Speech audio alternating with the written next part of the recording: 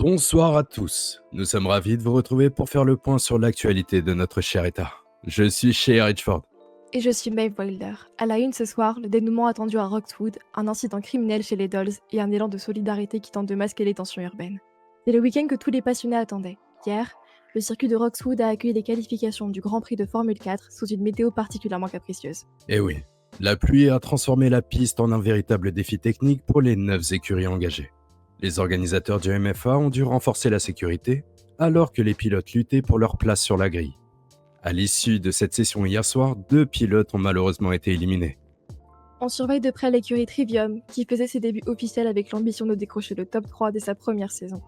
Après ces qualifications éprouvantes, tous les regards se sont tournés vers la course principale qui se dispute ce soir. Que le meilleur gagne. L'actualité est aussi marquée par une affaire criminelle dans le quartier des Dolls.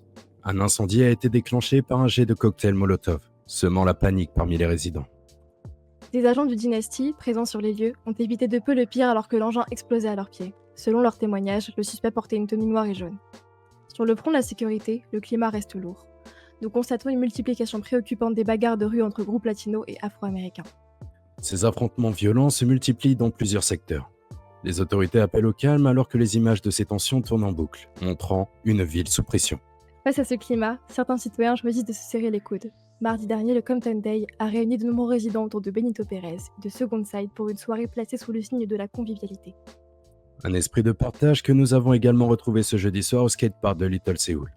L'événement main dans la main a permis de distribuer des repas aux plus démunis et de lancer un appel aux dons pour de futurs projets.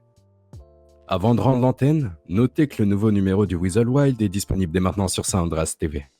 Et puisque le Weasel News soutient toujours les projets qui tendent la main, nous tenions à adresser un message particulier à nos confrères du Life Invader. L'entreprise traverse une phase critique avec des ventes en chute libre.